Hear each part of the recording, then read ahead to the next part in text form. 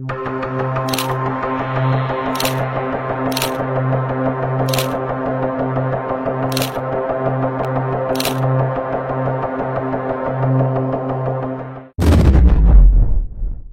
à tous. Comme vous pouvez le constater, là derrière moi, c'est là où se tiendra l'événement. Nous sommes à l'intérieur de la CEI.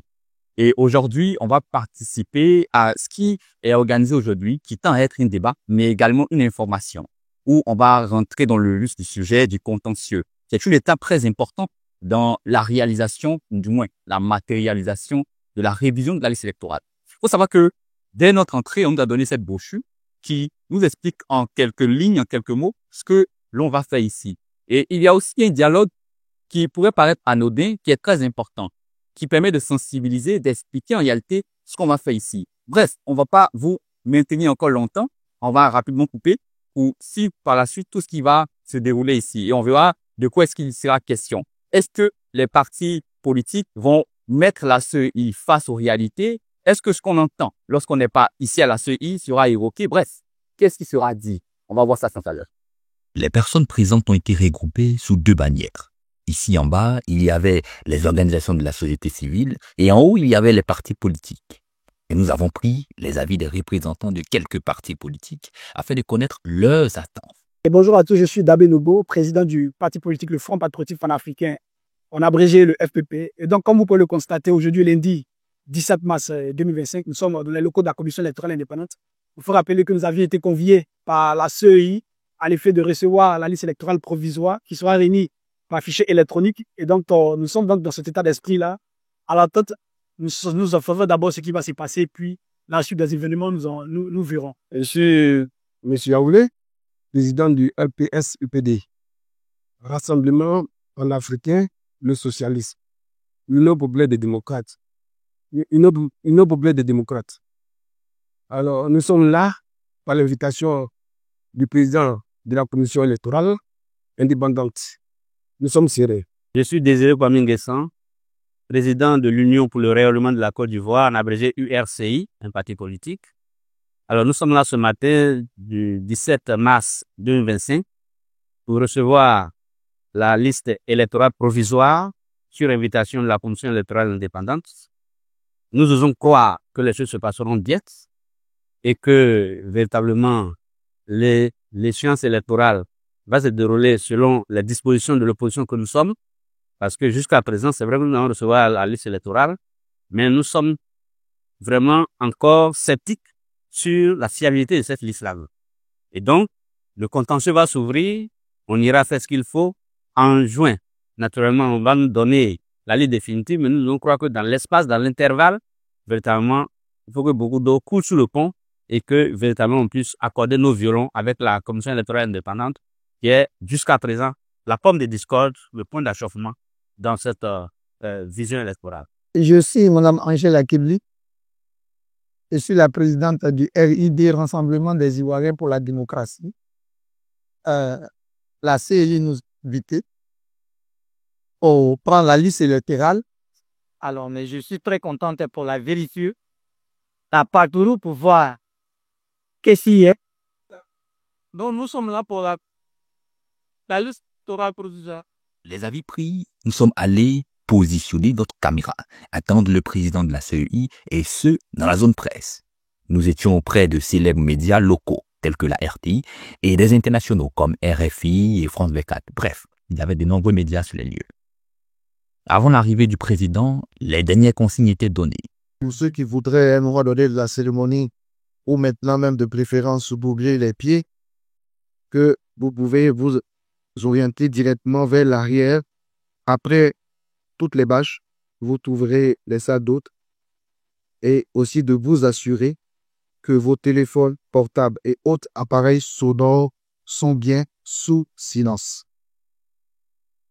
Merci d'y veiller pour ne pas distraire le bon déroulement de notre cérémonie qui va débuter d'un moment à l'autre. Nous avons profité des quelques minutes avant l'arrivée du président afin de vous présenter quelques images que les médias ne vous montreront jamais, car pour eux, peu important. La sécurité bien garantie, ces femmes, celles-là qui délivraient les prospectus que je vous ai présentés au départ, avec le dialogue là-dedans, et le meilleur, il y avait un cocktail pour la fin de la rencontre.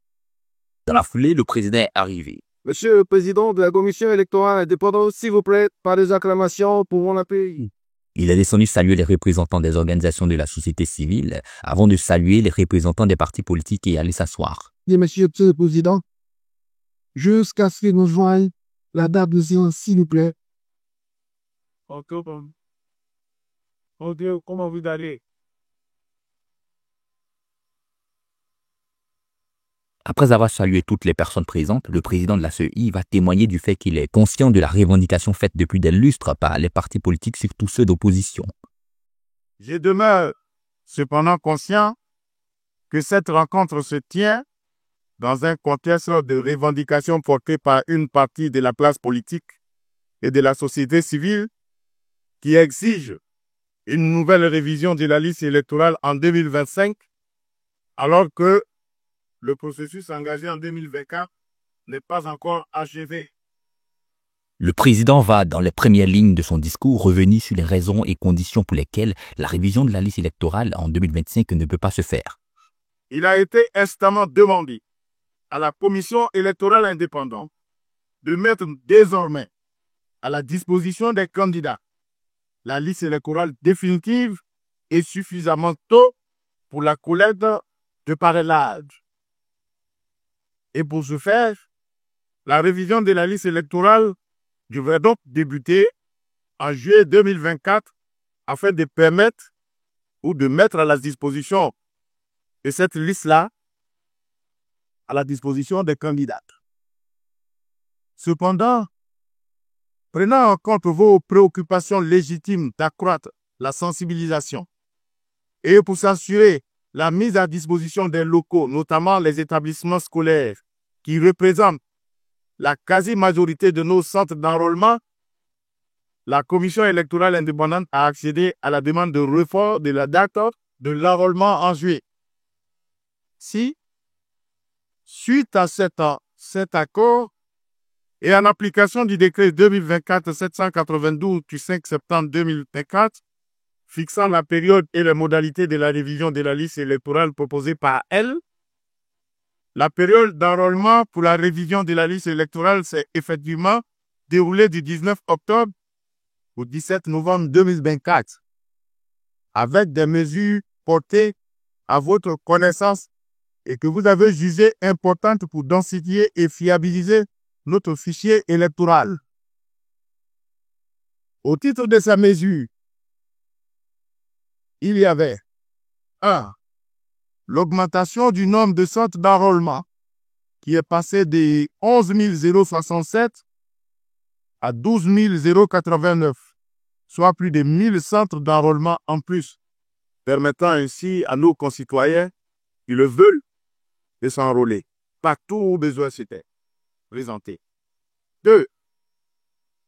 L'enrôlement des jeunes âgés de 17 ans qui devrait atteindre la majorité le 1er mars 2024, date de la publication de la liste provisoire. 3. Sur notre proposition, l'acceptation par le gouvernement de la gratuité des certificats de nationalité pour régler la question récurrente du coût des documents servant à l'enrôlement. 4. L'admission des demandes de radiation de personnes décédées dès cette phase d'enrôlement ou de collecte des données. Suite à cela, le président revient sur la collecte des données qui s'est déroulée entre le 19 octobre et le 17 novembre 2024. Il va aussi citer les difficultés que certains ont qualifiées d'incompétence de l'équipe technique travaillant au cours de la collecte des données pour la CEI. À la fin de la période dédiée à l'enrôlement, qui, il faut le rappeler, a été prolongée d'une semaine, les données brutes recueillies ont été communiquées par la Commission électorale indépendante au cours d'un point de presse tenu le 21 novembre 2024. Ces données ont fait l'objet de traitements d'octobre 2024 à février 2025, conformément au mode opératoire arrêté par la Commission électorale indépendante. Dans ce cadre, les équipes techniques en charge de cette opération ont été confrontées à quelques difficultés, notamment le mauvais renseignement des formulaires, le rapatriement tardif des tablettes utilisées pour l'enrôlement des électeurs, la mauvaise utilisation des tablettes par les agents tablettes, etc. Ces difficultés n'ont pas cependant empêché d'achever le traitement des données décentes que, ce jour, la Commission électorale indépendante est en mesure d'annoncer que la liste électorale provisoire 2024-2025 est disponible. Dans la continuité de ses propos, il va évoquer la raison pour laquelle tous étaient réunis en ce jour, le don des clés USB comportant la liste provisoire des électeurs ivoiriens. Je suis également heureux d'annoncer que, conformément à une tradition désormais bien établie et dans un souci de parfaite transparence, un exemplaire sur clé USB sera également remis aux partis présents ce jour dans notre enceinte. La question que certains pourraient se poser, c'est pourquoi faire le contentieux pendant cette période et le président va tout expliquer. Nulle œuvre humaine n'est parfaite. Il en est ainsi des celles réalisées ce jour par la Commission électorale indépendante. Elle peut comporter des erreurs, des dénis de droit, des irrégularités. C'est pour cette raison que le législateur a prévu l'étape du contentieux ou de réclamation. C'est ce que, en droit électoral, on appelle le contrôle populaire. La publication ou l'affichage auquel nous procédons ouvre cette période de contrôle populaire qui permet de contester des inscriptions, solliciter des corrections d'erreurs matérielles pour d'irrégularités ou demander que soit inscrit un électeur indûment radié ou rejeté de la liste alors qu'il devrait y figurer. Il nous apparaît donc primordial d'insister sur l'importance de cette phase qui s'ouvre à partir du 22 mars 2025 à la fin de l'affichage. Maintenant qu'on sait ce que c'est que le contentieux et pourquoi le faire, on se demande tout naturellement quel est le délai, où, quand et comment se passera ce contentieux.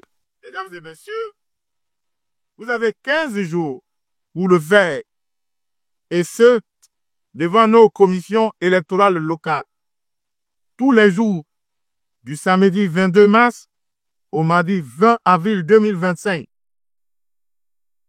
À l'expiration de cette période, nos commissions procéderont à l'affichage des réclamations du 6 au 8 avril 2025.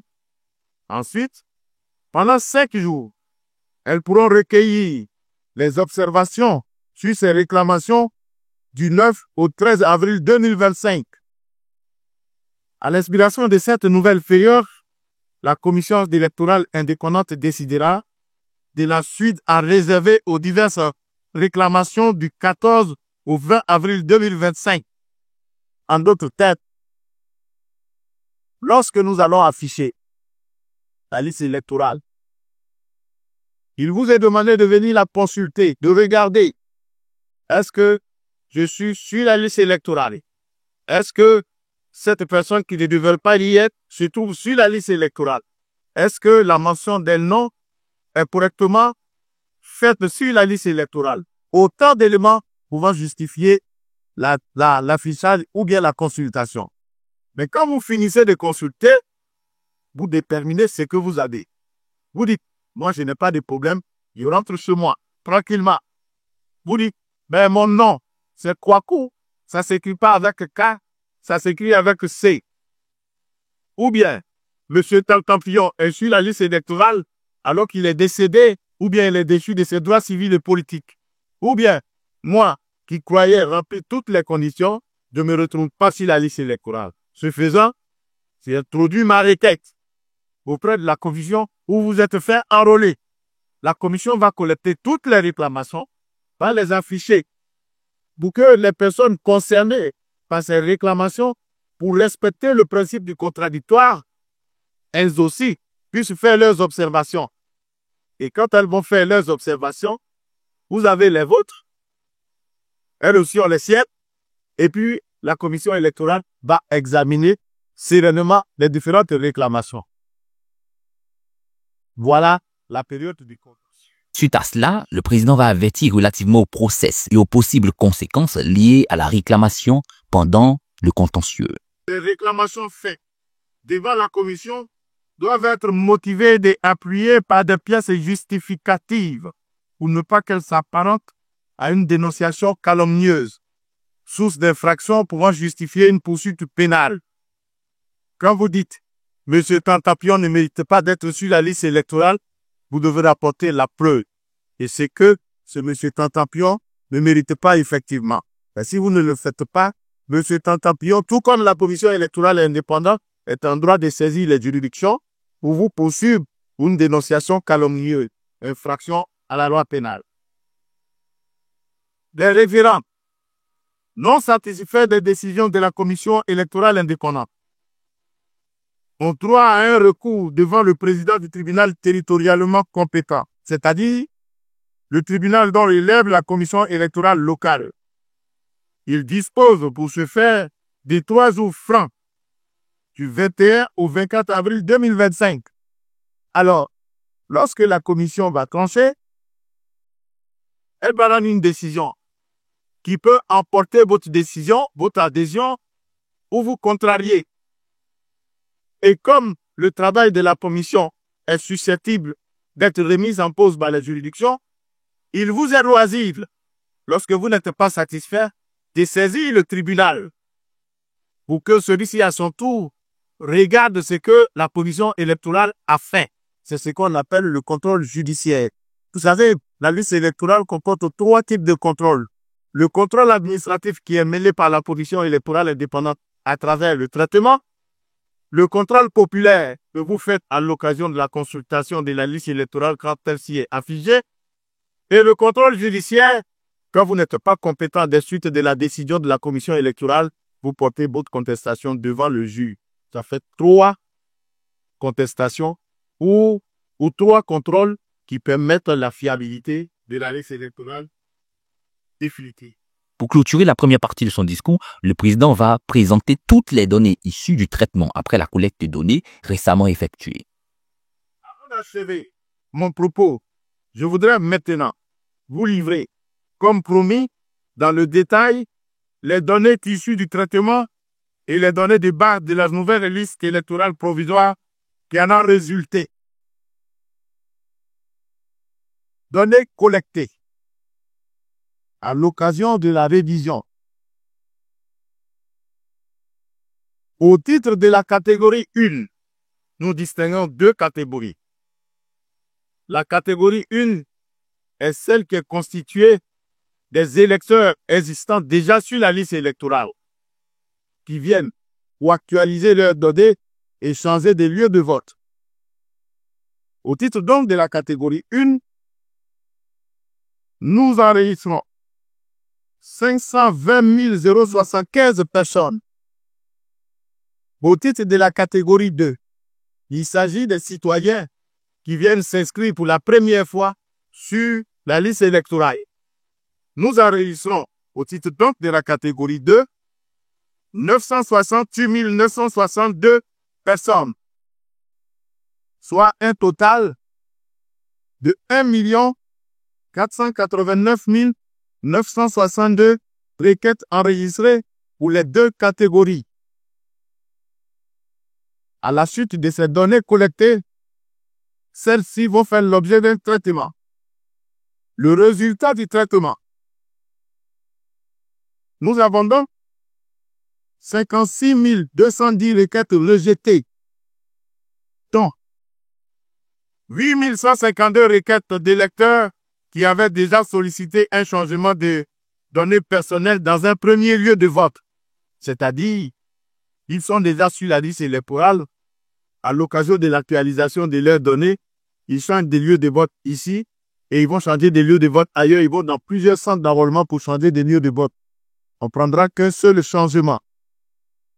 Ensuite, 705 requêtes de catégorie 1 introduites hors période. Et vous vous souvenez que pendant la révision, nous remettons des tablettes à nos agents. Et ces tablettes sont paramétrées. des données d'analyse électorale, mais également des horaires et des lieux où elles doivent servir. Alors, quand il vient l'envie à un agent qui se laisse circonvenir par les soins de certains acteurs, il se peut faire qu'ils enrôlent les personnes en dehors des horaires. Ce faisant, ne le sachant certainement pas, alors la tablette va se révéler un peu au moment du traitement pour dire de telle heure à telle heure, voilà ce qui s'est passé.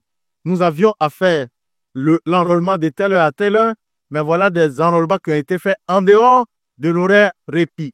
Et la conséquence, nous rejetons ces enrôlements, même si les personnes remplissent les conditions d'âge et de nationalité, parce que tout simplement, les choses n'ont pas été faites dans les règles de l'art selon le mode opératoire. Toutes choses qui révèlent la vigueur du traitement. 44 506 requêtes de catégorie 2 enregistrées comme doublons. Vous savez, quand les gens viennent se faire enrôler, souvent ils font plusieurs enrôlements. Parce que ils restent souvent sensibles aux espèces trébuchantes et sonnantes que certains acteurs, peu enclins à la compétition, leur remettent. Et ce faisant, ils s'inscrivent ici, ils s'inscrivent ailleurs, ils vont partout. Il y a même d'un qui s'inscrit 28 fois. Alors, quand c'est 5 000 francs l'inscription, c'est quand même une bonne petite économie. Fut-elle frauduleuse. Alors, ensuite, nous avons 86 requêtes de catégorie 2 introduites par des personnes dont l'inscription avait été déjà refusée par le passé pour perte des droits civiques. Alors, il arrive que des personnes déchues de leurs droits civils et politiques, croyant bien faire, viennent s'inscrire à nouveau parce que radiés de la liste électorale à la suite de cette déchéance et viennent s'inscrire à nouveau. Mais évidemment, puisque l'événement qui a justifié la déchéance n'ayant pas disparu, les machines se rappellent à son bon souvenir. Et donc, on les retire également de la liste et ils sont au nombre de 186. Ensuite, nous avons 1165 requêtes de catégorie 2 formulées hors période de recensement. La première indication était relative à la catégorie 1 et la deuxième, elle est relative à la catégorie 2. Ils viennent se faire enrôler la nuit. Mais ils ne savent pas que nos paramètres, nos tablettes sont en contact avec nos serveurs. Nous, on ne dit rien.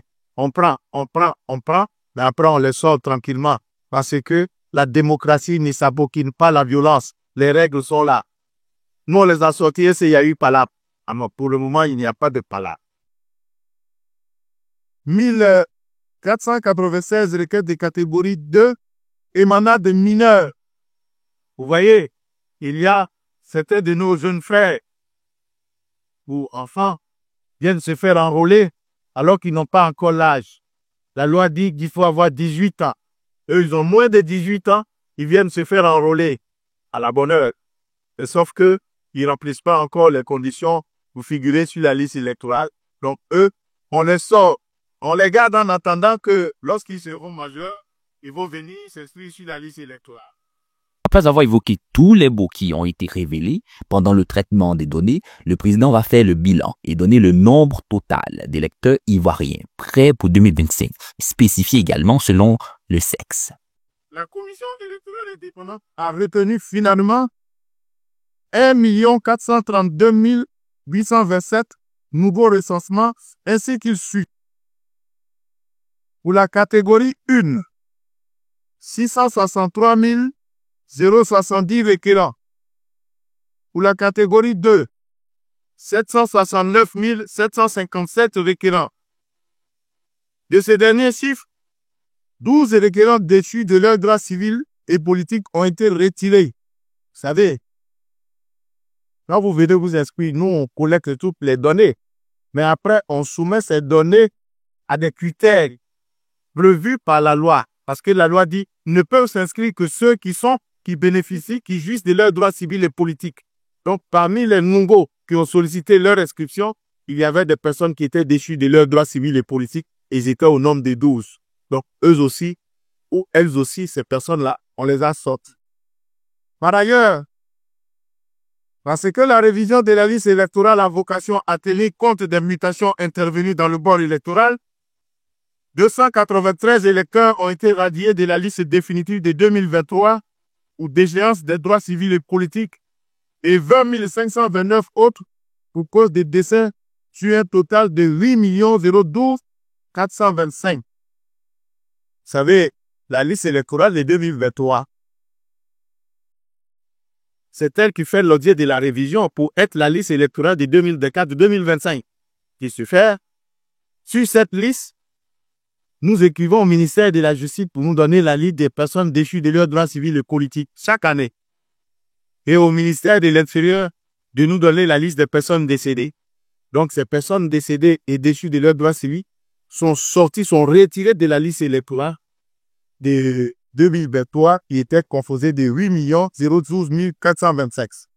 Au total, à l'issue de toutes ces opérations de traitement qui ont porté à la fois sur la liste définitive de 2023 et sur les nouvelles données recueillies en 2024, la liste électorale provisoire aujourd'hui disponible compte au total 8 761 348 électeurs répartis comme suit. Or, 4 528 554 femmes, 4 232 794. Dans la foulée, et c'est ce qui constituera la deuxième partie de son discours, le président va se lancer à une improvisation. Il va répondre à toutes les célèbres rumeurs concernant son travail. On entend dire que la Côte d'Ivoire est l'un des pays qui a le plus faible taux d'inscrits sur la liste électorale. On serait même dernier. Et souvent, on nous compare à des pays comme la Namibie.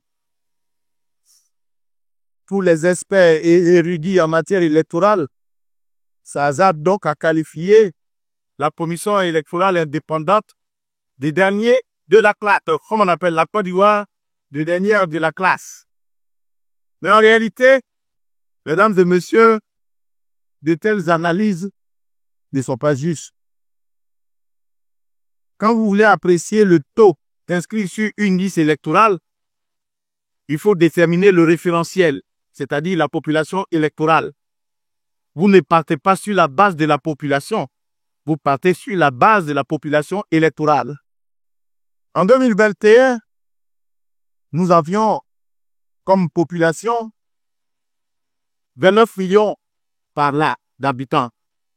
On parle de population au sens des nationaux et non nationaux. C'est ce qui constitue la population. Or, l'article 3 dit que pour s'inscrire sur la liste électorale, il faut être ivoirien. Donc, la population ne semble pas au total intéresser l'élection. Il s'agit de la population qui constitue les Ivoiriens. Donc, il est établi qu'en Côte d'Ivoire, nous avons 22% d'étrangers dans notre population. C'est-à-dire, on a 29, on parlera sensiblement de 25 millions d'Ivoiriens. Mais si vous êtes Ivoirien, vous n'êtes pas forcément électeur. Il faut que vous ayez l'âge.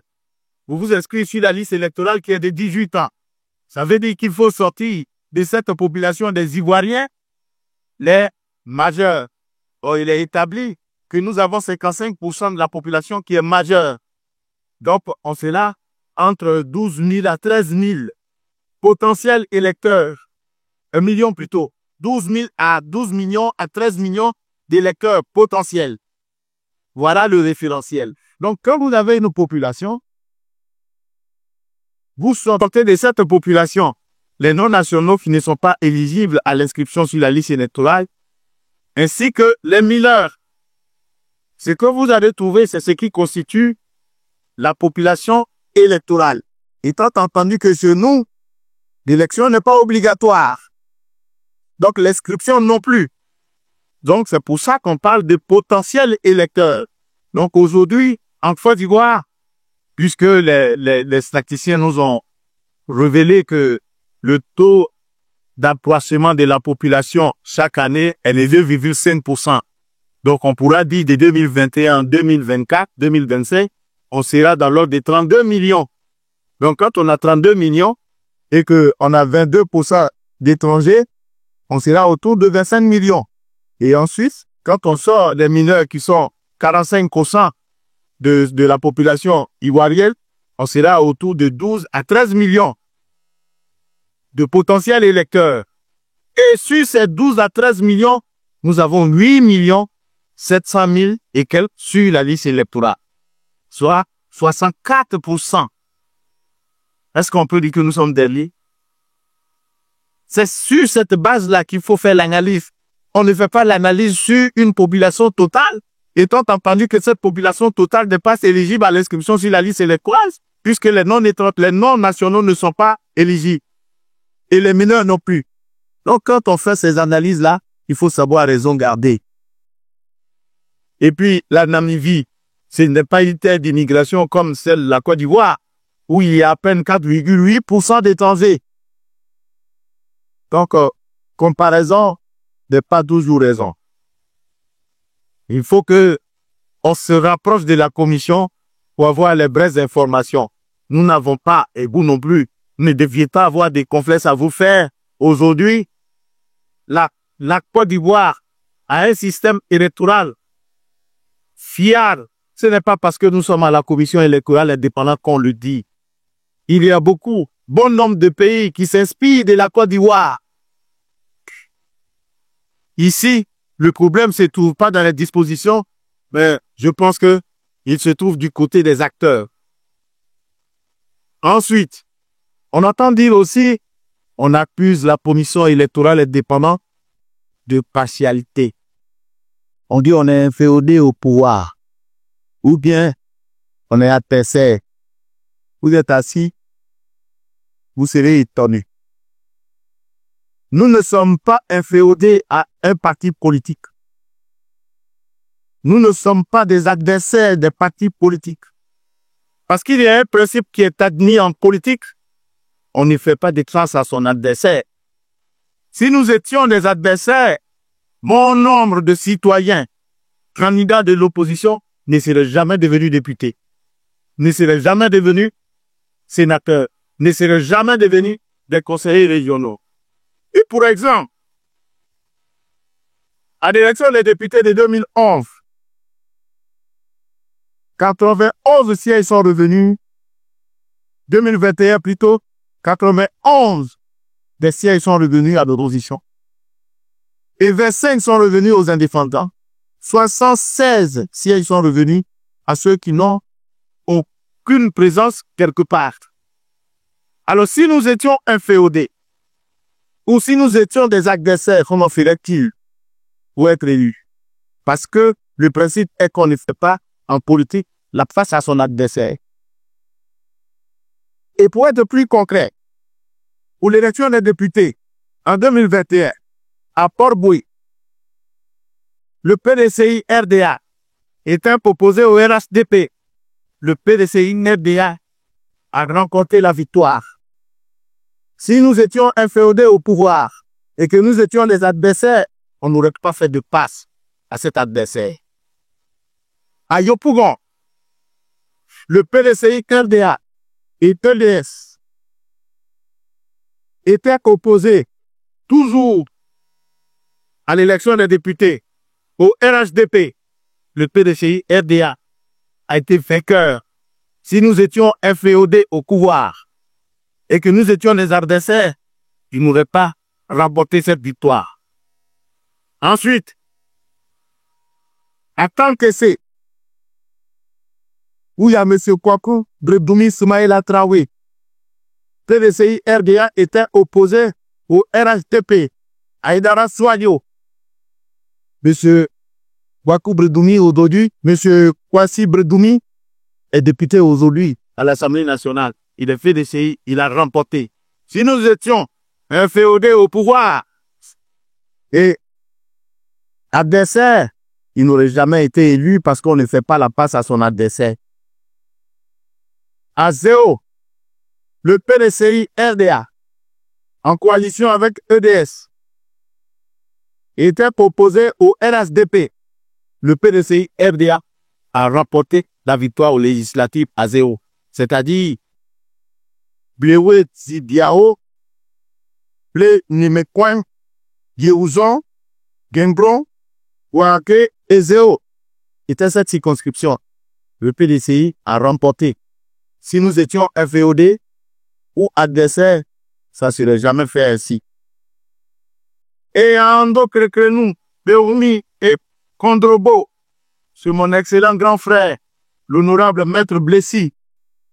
PDCI, il était opposé au ministre Sidi Tiemoko Touré, RHDP.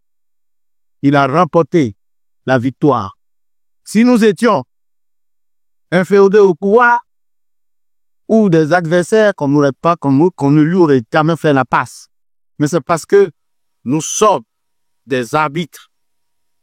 Et je peux citer comme ça, au niveau des élections, de l'élection municipale, Cocody, Makori, le Plateau, Yamchopro, le PDCI a remporté toutes ces victoires, toutes ces élections contre le PDCI et contre le RSDP qui est au pouvoir.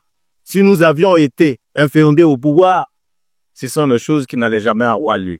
Je tiens à insister sur ces choses-là parce que ce sont des petits actes négatifs qui affectent la crédibilité de la commission électorale indépendante. Et je ferai de sorte que ces documents vous soient remis après pour que vous puissiez vous-même vous faire une idée. Et il n'y a pas que seulement l'élection municipale, le conseil, l'élection régionale, et puis également la sénatoriale. Le PDCI a été opposé, de PPACI, bien le DPI ou BDS en son temps ont été proposés au parti au pouvoir, mais ils ont remporté. Voyez-vous, j'ai une anecdote à vous donner. Le jour des élections législatives, un candidat à Yopougon, je ne sais pas où il a eu mon numéro, il appelle Monsieur le Président. Monsieur le Président, ils sont en train de nous voler notre victoire. À Yopougon, on n'ici pas un contemporain, comme on dit. Je me renseigne, mais pour faire preuve de notre transparence et notre objectivité, j'ai demandé à ce que toutes les commissions locales, donc était bien entendu le superviseur, M. Edobo, de venir à la commission électorale indépendante. De 18h jusqu'à 4h du matin, alors que rien ne le justifiait d'ailleurs, nous avons computé et nous avons accordé la victoire à celui qui la méritait. C'était des partis de l'opposition. Ils sont aujourd'hui les QTI. Apparemment, ils ne s'en souviennent du but. Et ils considèrent que la commission électorale indépendante est contre eux. Non, il ne faut pas tromper les gens. Nous ne sommes pour personne et nous ne sommes contre personne. Nous sommes dans l'ordre de la loi. Et c'est ce qu'il faut rester. Ensuite,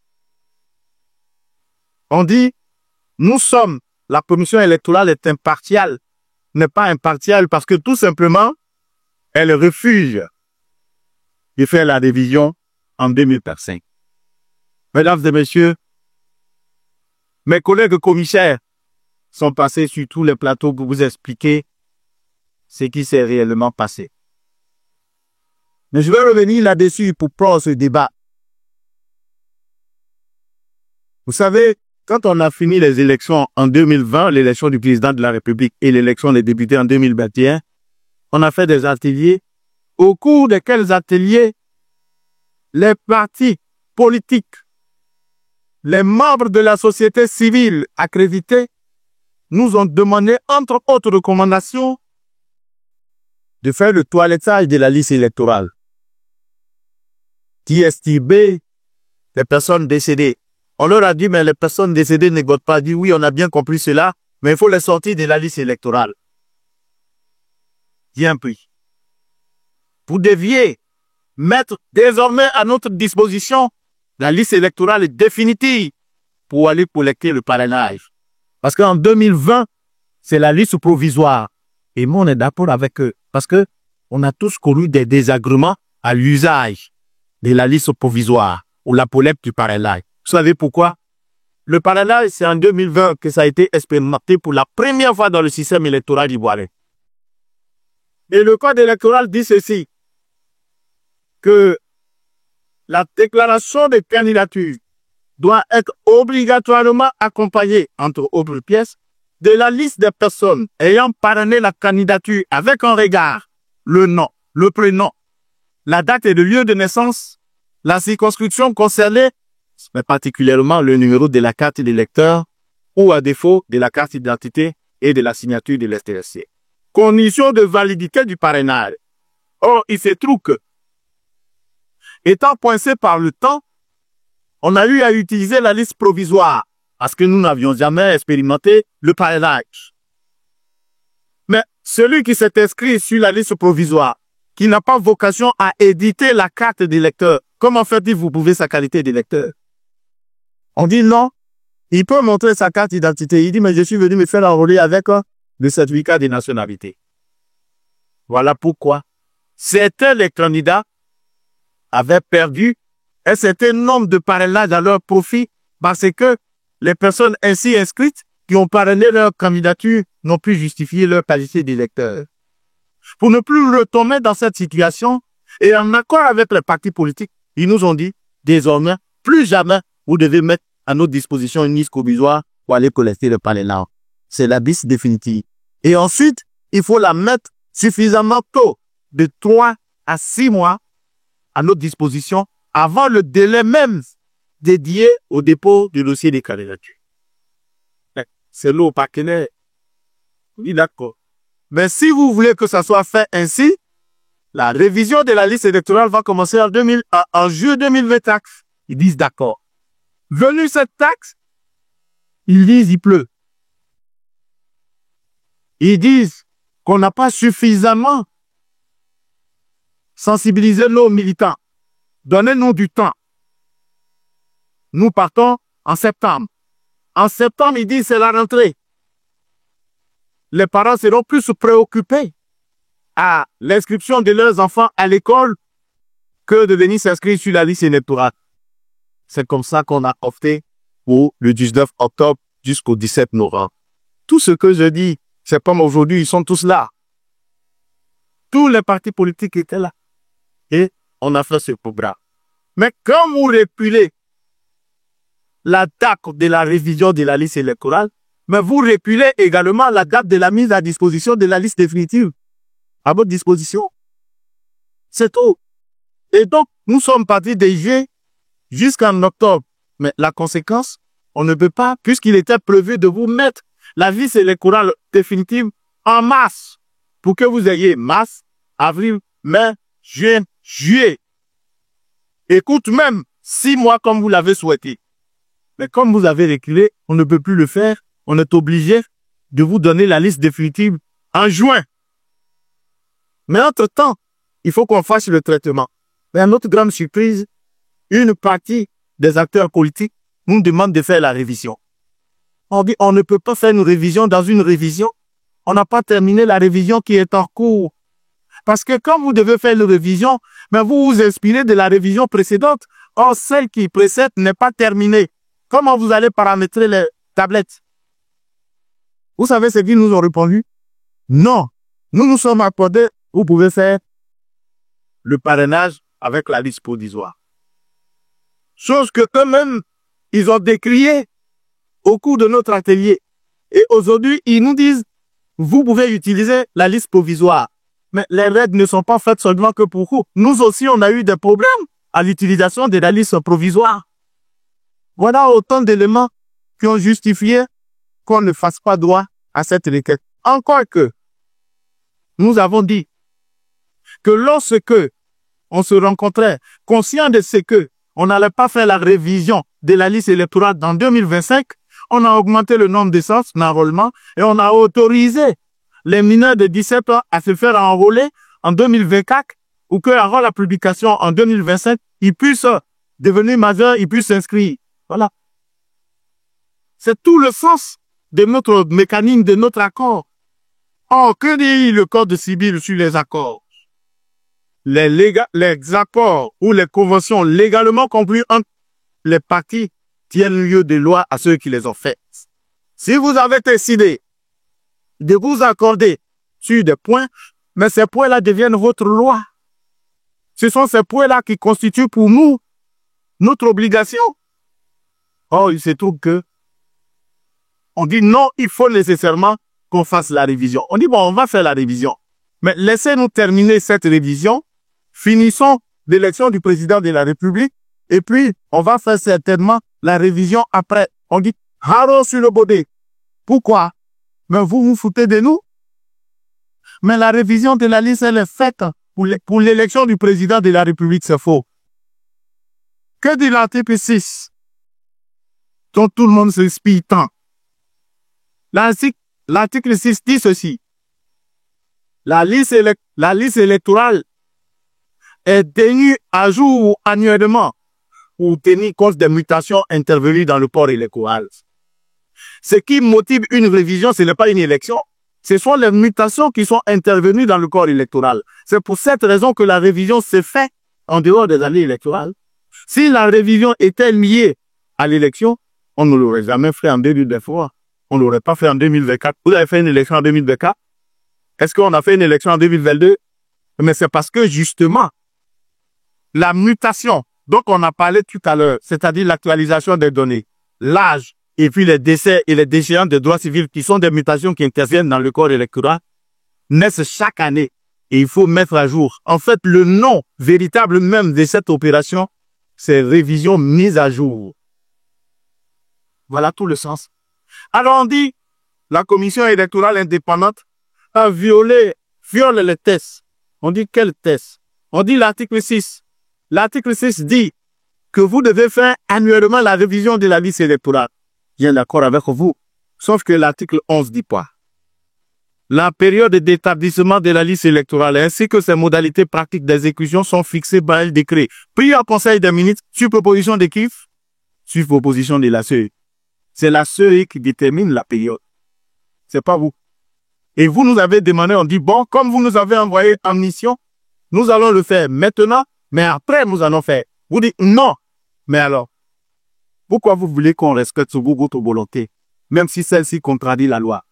Vous nous interpellez parce qu'on doit faire la révision annuellement, parce que contenu dans la loi, mais on vous dit que cette même loi dont vous vous inspirez, vous trouvez le charme de nous informer chaque fois, de nous rappeler à nos obligations, dit également que c'est à la commission de déterminer la période d'établissement de la liste électorale. Vous dites non, on ne nous soumet pas à cela.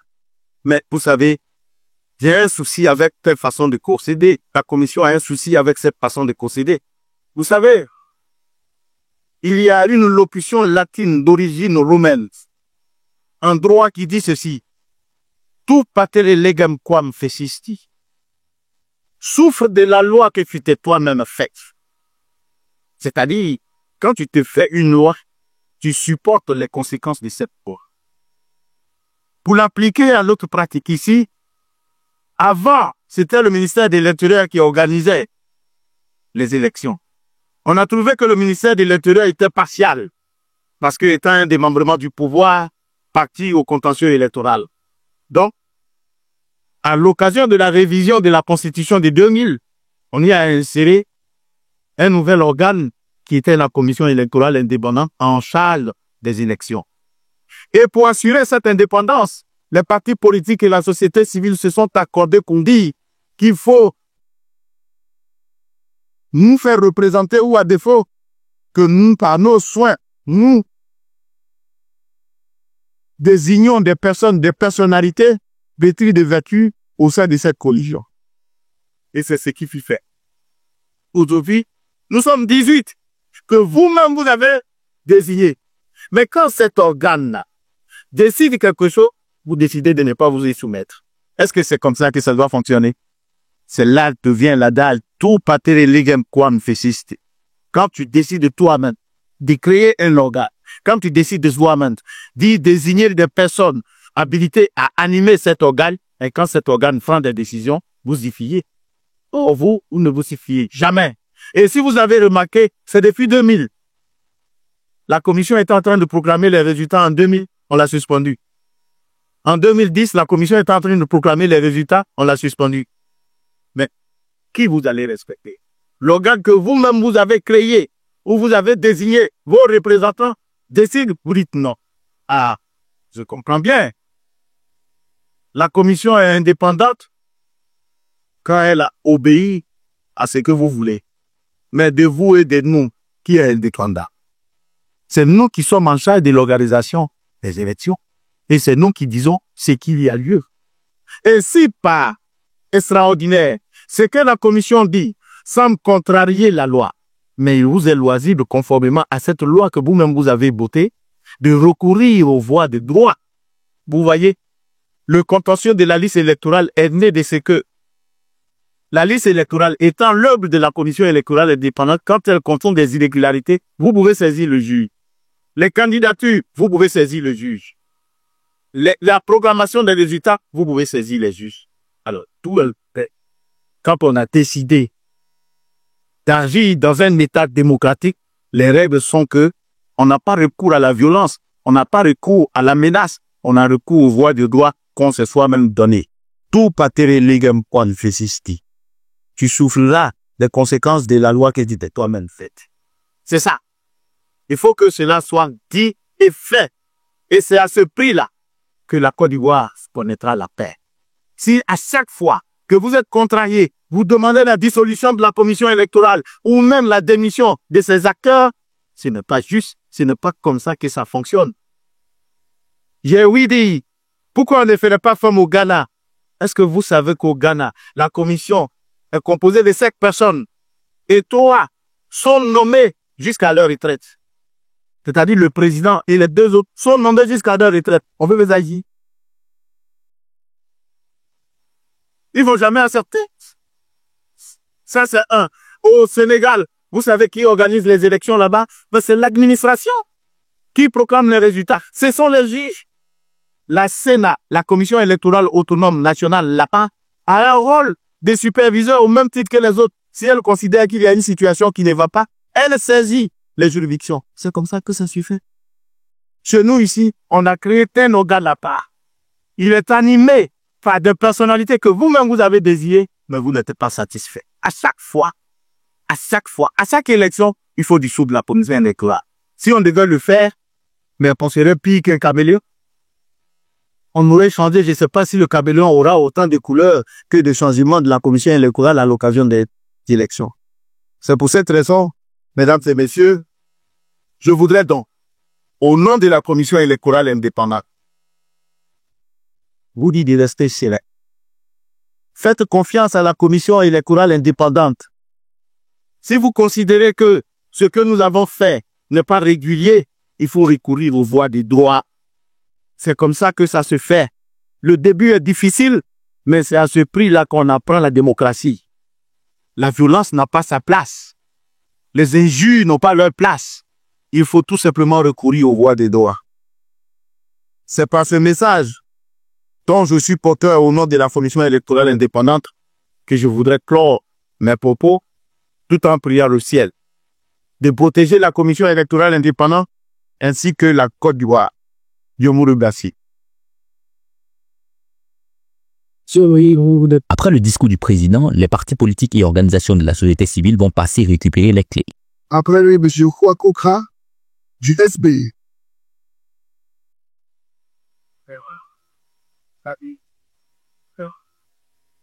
Ensuite, M. Toubia Brahima, du TRHDP.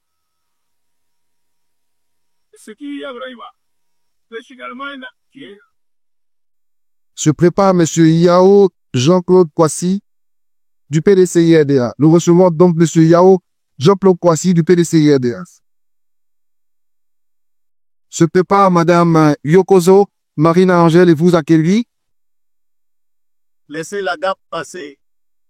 Mme Akebni, du RID. Et M. Kazadja, qui avance, M. Kazadja, du PPAC. Nous recevons M. Kazadja, du PPAC. Au titre des organisations de la société civile, Mme Péché Balé.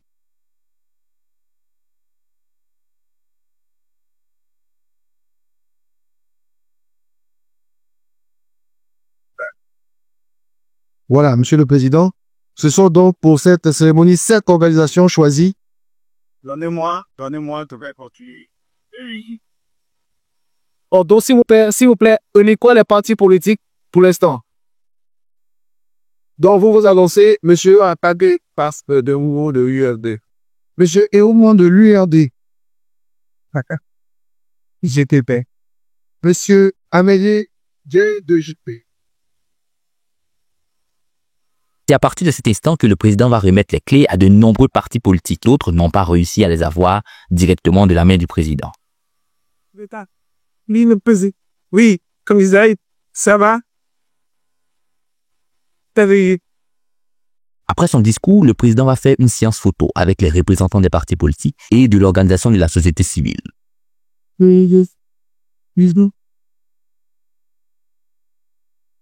Alors là, nous sommes à la fin. Le président a tenu son discours, il a tout expliqué, il a tout précisé et il a donné les clés aux partis politiques, aux représentants des des organisations de la société civile. Et là, comme vous pouvez le voir derrière moi, c'est le moment de la prise de photos d'ensemble. Le président de la commission électorale indépendante et d'autres acteurs de ce moment-là vont participer à cette prise-là. Mais là où nous sommes à la fin et on va aller prendre quelques avis et voir quel est le ressentiment au final de ceux qui ont participé à cet événement.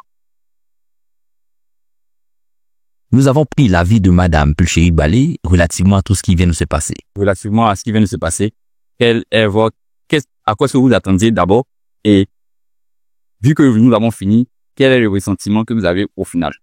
Ok, d'abord, on nous a invités pour nous remettre une copie de la liste provisoire, mais aussi pour l'ouverture de la période du contentieux avec l'affichage des listes qui commence aujourd'hui. Donc, nous pensons que la cérémonie s'est bien passée, mais on a été un peu déçus des propos du président de la CEI parce que la révision électorale étant prescrite comme étant annuelle, une année part du 1er janvier au 31 décembre. Donc, la CEI, par rapport à l'expérience qu'elle a, aurait dû préparer la RLE 2024 en tenant compte du fait qu'il faille et s'il fait une RLE 2025. Mais on nous dit que c'est à partir de juillet qu'on a fait des propositions et qu'il y a eu des objections. C'est pour ça que nous sommes arrivés en octobre. Mais l'année ne commence pas en juillet. Pourquoi on n'a pas commencé le premier trimestre 2024 pour être sûr de finir en 2024 afin de programmer la RLE 2026? Voilà, donc nous pensons que franchement, la CEI s'est mal organisée, elle doit le reconnaître et il y a lieu de trouver une solution parce que même les niveaux majeurs dont on parle, les mineurs de 17 ans qui ont été autorisés à être inscrits, l'âge limite, c'était au 1er mars 2007. Mais ceux qui sont nés entre le 1er mars 2007 et octobre 2007, eux aussi auront 18 ans en octobre 2025. Qu'est-ce qu'on fait par rapport à eux? Donc, il y a une exclusion d'une catégorie des électeurs qui est évidente. Vraiment, il y a beaucoup trop de problèmes liés à la RLE 2024 qui mériteraient d'être corrigés avant la RLE 2025, à notre sens, et avant l'élection présidentielle. Et c'est une question de volonté politique. Si on n'a jamais fait de RLE parallèle, bon, cette année, on pourrait le faire. Connaissant déjà le point de vue des partis politiques d'opposition, PPACI, PDCI et consorts, nous avons décidé de questionner directement le représentant du RHDP, le parti au pouvoir, et voir ce qu'il en pense. Ou du moins, quel est le positionnement du RHDP relativement à toutes les rumeurs qui concernent la CEI?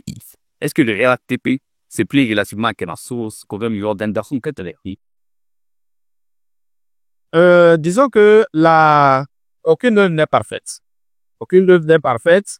Lorsque nous avons des points sur lesquels nous considérons qu'il y a des améliorations à faire, nous saisissons la commission électorale indépendante, nous portons cela à sa connaissance et nous attendons donc les réactions de la commission électorale indépendante. Donc, de manière générale, nous constatons que la CEI est à l'écoute de tous les acteurs, ce qui nous satisfait.